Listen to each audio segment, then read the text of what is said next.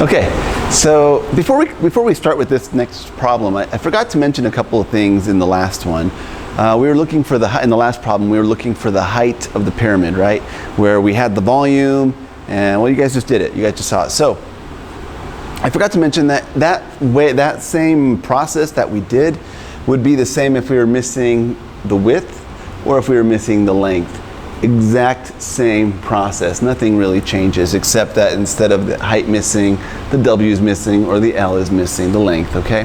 But the process of solving it is exactly the same, okay? Just so you know that. Instead of the H missing, you just, look for the other information that's there and solve for the one that's missing, okay? But it's the same exact process. You will have to get rid of that fraction every single time. Okay, let's get started with this one.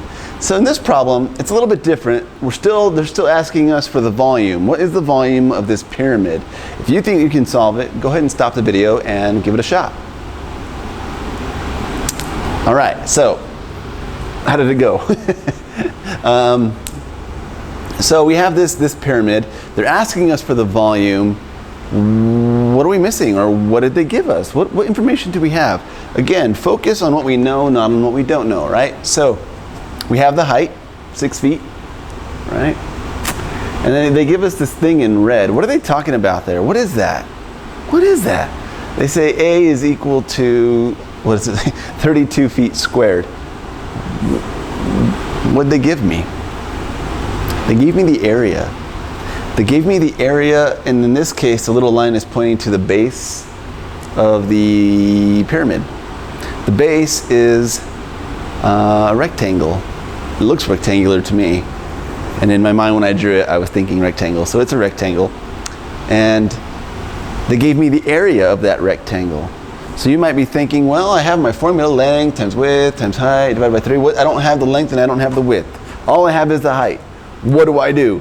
How can I find the length and the width when they give me 32 feet squared? When they give me the area of that?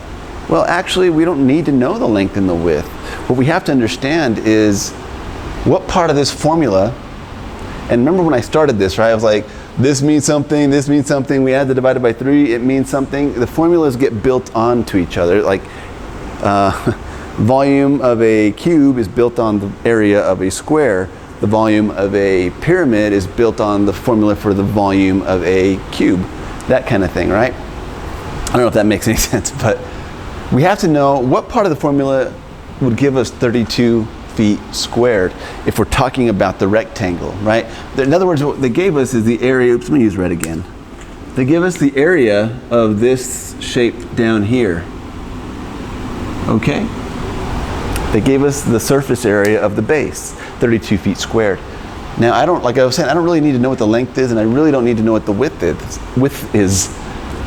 What I have to understand is that if I was to multiply length times width, right, that would give me, that's a terrible W. That would give me the basic rectangle shape of that pyramid. So they already did that. They went length times width, they already did that, and they got 32 feet squared, right?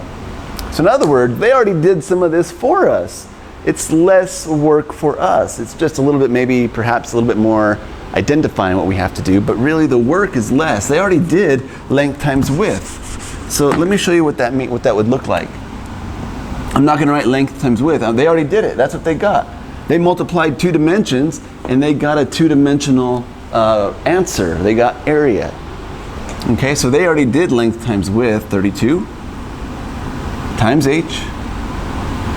I'll just put times, obviously. And height is 6, that's our h, 6 divided by 3. So they already did one of the multiplications for us. But we have to recognize that when they give us the area of the base, they already did part of the formula. They already multiplied the length and the width. So that is, it's already crunched into 32. The numbers got crunched and there, it's equal to 32. Okay, so let's continue. I'm just going to use the calculator, okay? So let's see here. We have 32 times 6. And that gives us 192. Okay, I'm just going to hit straight away divided by 3.